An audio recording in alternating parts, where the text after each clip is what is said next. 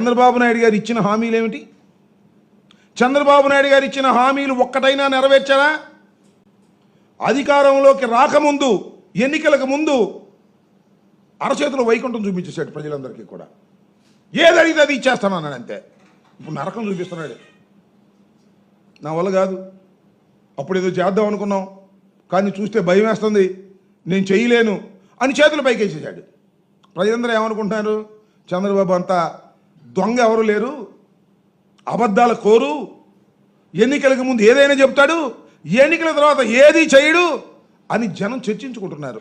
చంద్రబాబు నాయుడు గారు 11 మాసాలు అయిపోయి 12వ మాసంలోకి ప్రవేశిస్తున్నారు. సంవత్సరం గడుస్తూ ఉంది. సంవత్సరానికి పండగ జరిగిద్ది. చంద్రబాబు నాయుడు గారు అది చేశాను ఇది చేశానని జనం కూడా పండగ చేస్తారు, పచ్చడి చేస్తారు జనం. ఒక్క హామీని కూడా నెరవేర్చనటువంటి దుర్మార్గమైన పరిపాలన ఇక్కడ జరుగుతూ ఉంది అని ప్రజల్లో చర్చ జరుగుతుంటే, ఈ చర్చల్ని డైవర్ట్ చేయడం కోసం కసిరెడ్డిని అరెస్ట్ చేస్తారు, పిఎస్ఆర్ ఆంజనేయులు గారిని అరెస్ట్ చేస్తారు. పొద్దున్నే పేపర్లో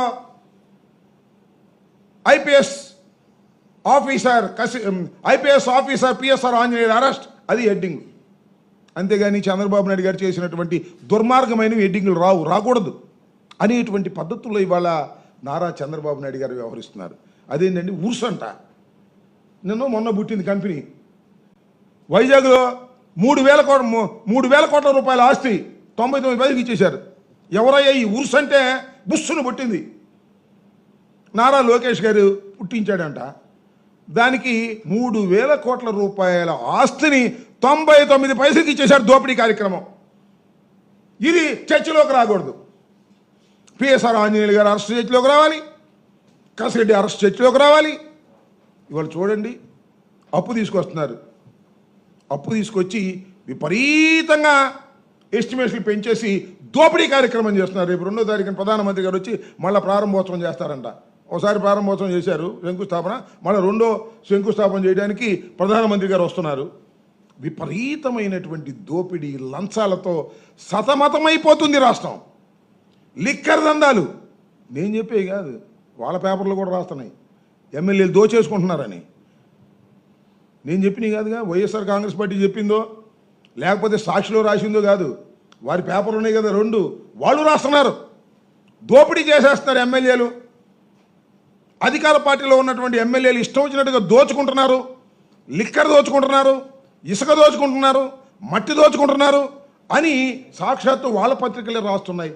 ఈ విధంగా రాష్ట్ర వ్యాపితంగా ఉన్నటువంటి తెలుగుదేశం నాయకులు, కార్యకర్తలు, చంద్రబాబు నాయుడు గారు, నారా లోకేష్ గారు విపరీతంగా దోచుకుంటున్నారు.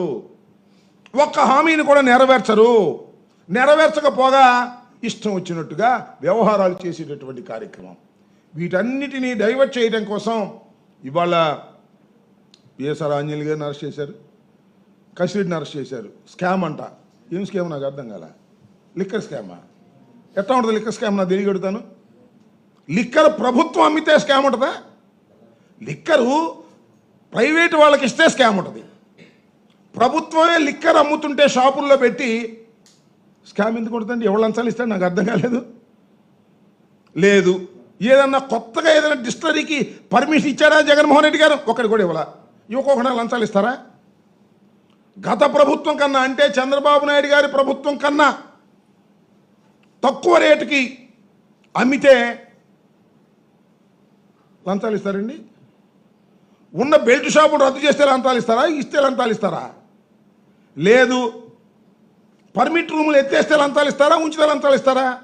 మేము వచ్చాం, బెల్ట్ షాపులు ఎత్తేసాం, పర్మిట్ రూములు ఎత్తేసాం, ప్రైవేట్ ఇక్కడ నుంచి తీసేసాం, ప్రభుత్వం ఏమో నడిపింది, ఒక్క డిస్టరీకి పర్మిషన్ ఇవ్వలేదు, అన్ని డిస్టరీకి సమానంగా ఆర్డర్లు ఇచ్చాం. మాకు ఎవరు లంచాలు ఇస్తాడు? నాకు అర్థం కాలేదు. లేని స్కామ్ను సృష్టించటం, లేని జత్వానీ మీద జరిగినటువంటి లేనిపోని ఆరోపణలు సృష్టించటం. ఎవరా జత్వానీ? ఏంటి కథ? ఒక కంప్లైంట్ ఇస్తే ఒక విద్యాసాగరరావు దాన్ని రిజిస్టర్ చేశారు, చట్టబద్ధంగా తీసుకెళ్లారు. ఆమె గురించి నేను ఎక్కువ మాట్లాడకూడదు, కానీ ఆమె చరిత్ర ఎంత తెలుసు. బాంబేలో ఆమె చరిత్ర ఏంటో అందరికీ తెలుసు. షీ ఈజ్ ద బ్యాక్ మైలర్ అని చాలామందికి తెలిసినటువంటి విషయం. ఆమెను పట్టుకొచ్చారు, ఒక ఆడకూతురు, పెద్ద ప్రచారం చేశారు. ముందొక కారు, వెనకొక కారు, ఆమె ఎస్కార్ట్ పెట్టి తీసుకెళ్లారు. ఆమె మీద కేసు, ఆమె చేత కంప్లైంట్ ఇప్పించి కేసు పెట్టి 3 ఐపీఎస్ అధికారుల మీద కక్ష సాధించేటటువంటి కార్యక్రమం చేస్తున్నారు. ఎక్కడికి వెళ్తున్నారండి చంద్రబాబు నాయుడు గారు? మీరు ఏం చేస్తున్నారు? మీరు ఈ రాష్ట్రంలో ఒక దుర్మార్గమైన పరిపాలన చేస్తున్నారు. సరే, అది వేరే విషయం. ఆ దుర్మార్గమైన పరిపాలనతో పాటు ఎవరిని పడితే వాళ్ళని అరెస్ట్ చేసేస్తాం అంటే రేపు ప్రభుత్వాలు శాశ్వతంగా ఉంటే మీరే శాశ్వతంగా ముఖ్యమంత్రిగా ఉంటారా? మీ అబ్బాయే పరిపాలన చేస్తుంటాడా? పరిపాలన మారవా? ముఖ్యమంత్రులు మారరా? దాని అర్థం ఏంటి? ముఖ్యమంత్రులు మారితే ఎవరినైనా అరెస్ట్ చేసేయచ్చా? డీజీపీగా పనిచేసిన అరెస్ట్ చేసేయచ్చా? ఐపీఎస్ ఆఫీసర్ని అరెస్ట్ చేసేయచ్చా? ఏమిటి సాంప్రదాయం? ఏమిటి అన్యాయం? కోర్టులు ఏం చెప్తున్నాయి? న్యాయస్థానాలు వాతలు పెడుతున్నాయి. సిగ్గులేదు మీకు? ఒకానొక సందర్భంలో ఆయన పేరు పోసాని కృష్ణమురళికి సంబంధించిన కేసులో 311 వేశారని, అర్ధంతరంగా 311 వేశారని కోర్టు వారు ఆ ఇన్వెస్టిగేషన్ ఆఫీసర్ని వచ్చి కోర్టు ముందు హాజరు కమ్మని చెప్పి ఆర్డర్ వేశారు. అంతేకాదు, ఒక ఎక్స్ట్రాషన్ కేసు పెట్టారని ఒక సోషల్ మీడియా కార్యకర్త మీద, ప్రేమ్ కుమార్ మీద కోర్టు స్టిచెస్ పాస్ చేసినటువంటి సందర్భాలు నేను మనవి చేస్తున్నా. కోర్టులు ఒక వైపున ఖచ్చితంగా చెప్తున్నాయి ఏమిటి అన్యాయం అని చెప్తున్నాయి. అవసరమైతే డీజీపీని కోర్టుకు పిలుస్తామని కూడా న్యాయస్థానాలు చెప్తున్నాయి. అయినా మీకేమీ అదుపోలేదు. ఎవరైనా సరే అరెస్ట్ చేసి లోపలేసేసి కక్ష సాధించుకుందాం అనుకుంటున్నారు. కలకాలం మీరు అధికారంలో ఉండరు చంద్రబాబు నాయుడు గారు, గుర్తుపెట్టుకోండి. మీరు వయసులో పెద్దవారు, అనుభవంలో పెద్దవారు. ఏమిటి కక్ష? ఏమిటి కార్పణ్యం? పరిపాలన చేయలేక మీరు ఇలాంటి డైవర్షన్ పాలిటిక్స్ ఆడుతున్నందుకు నిజంగా సిగ్గుపడాలి రాష్ట్ర ప్రజానీకమని మనవి చేస్తున్నా. మీకు ఓట్లు వేసిన వాళ్ళు సిగ్గుపడేటటువంటి పరిస్థితిలోకి వాళ్ళ మీరు పరిపాలన చేస్తున్నారు. దుర్మార్గమైనటువంటి పరిపాలన చేస్తున్నారు. కేవలం పోలీసు వ్యవస్థని అడ్డం పెట్టుకునే రాజ్యం చేయాలని ప్రయత్నం చేసినటువంటి ఏ వ్యక్తి కూడా మన జాలలేదని కూడా మనవి చేస్తున్నా. ఎక్కడ చేయమండి? గుంటూరులో మీరు చూశారుగా మొన్న, మన గుంటూరులోనే 11 మందిని సస్పెండ్ చేశారండి. ఆ మాధవ్ని, గోరంట్ల మాధవ్ని అరెస్ట్ చేసిన సందర్భంలో 11 మందిని సస్పెండ్ చేశారు. ఏంటో నాకు అర్థం కాల. అది ఎందుకు సస్పెండ్ చేశారో, కారణం ఏంటో ఎవరికి తెలియదు. ఏమిటి కక్షాదింపులు?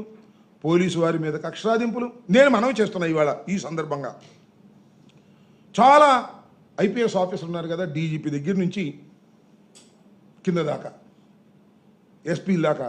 మీరందరూ ఒకసారి ఆలోచించుకోండి. ఐపీఎస్ ఆఫీసర్లు, Seetharamanjali is your colleague. Seetharamanjali గారు పనిచేశారు,